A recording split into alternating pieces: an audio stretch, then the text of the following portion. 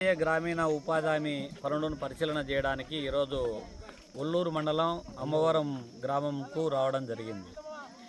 ఈ సందర్భంగా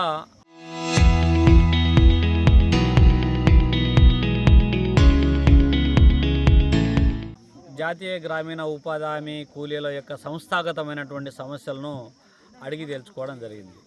ఇందులో కొన్ని అంశాలు ఏమంటే, ఇవాళ ఎండ తారాస్థాయికి చేరుకుంటా ఉంది. 7 గంటలకే 30 డిగ్రీల నుంచి 40 డిగ్రీలు ఉష్ణోగ్రత నమోదవుతూ ఉంది.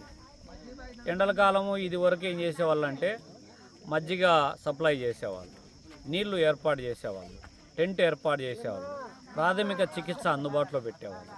కానీ ఇవేవి లేవు.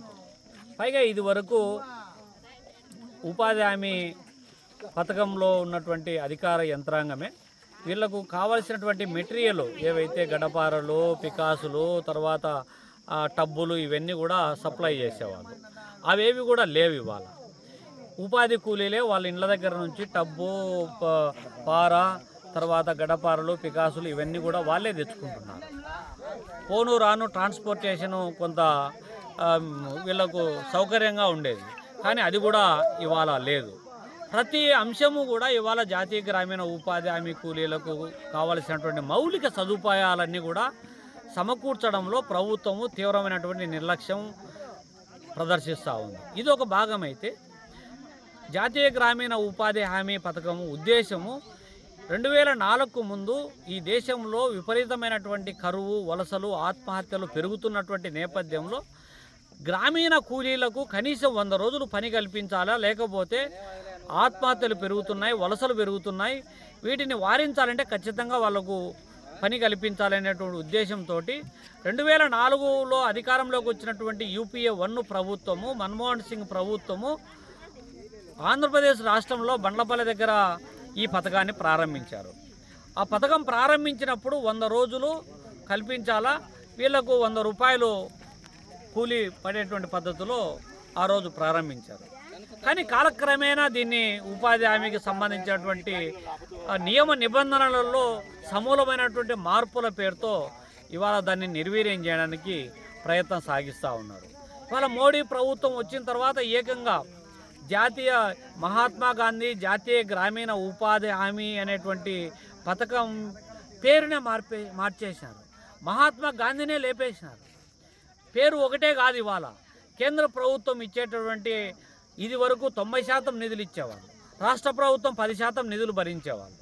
రాష్ట్ర ప్రభుత్వాలకు కూడా ఒక పెద్ద వెసులుబాటు ఇది గ్రామీణ ప్రాంతాల్లో ఏ పని పెట్టాలన్నా కూడా జాతీయ గ్రామీణ ఉపాధి హామీ అనేటువంటిది ఒక సపోర్టుగా నిలబడేది.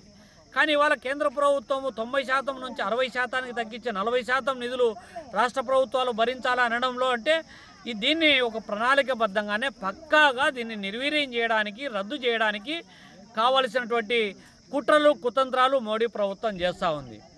ఇది జాతీయ గ్రామీణ ఉపాధి హామీ చట్టం కాబట్టి చట్టాన్ని పూర్తిగా రద్దు చేసేటటువంటి అవకాశం లేదు. కాబట్టి దాన్ని నిర్వీర్యం చేయడానికి కావలసినటువంటి అనకుండా పొగబెట్టేటువంటి సామెతలాగా ఇవాళ ఉపాధి హామీని నిర్వీర్యం చేయడానికి ప్రయత్నం చేస్తూ ఉన్నారు.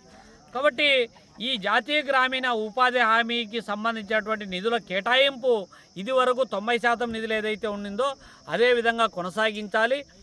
గ్రామ స్వరాజ్యం అని కలలు కన్నటువంటి మహాత్మా గాంధీ పేరును యథావిధిగా కొనసాగించాలి. అట్లే వీళ్లకు కూలీ రేట్లకు సంబంధించినటువంటిది కూడా పని దినాలు పూర్తి అవుతున్నాయి, కానీ కూలీ మాత్రము 150, 200 దాటనటువంటి వాళ్ళు కూడా ఉంటున్నటువంటి నేపథ్యంలో కనీస వేతన చట్టం ప్రకారం పెరుగుతున్న ధరలకు అనుగుణంగా వీళ్ళ యొక్క కూలీ రేట్లు కూడా పెరగాల్సినటువంటి అవసరం ఉంది. వీళ్లకు మౌలిక సదుపాయాలు కల్పించాలని చెప్పి కూడా ఇవాళ మేము డిమాండ్ చేస్తూ ఉన్నాం.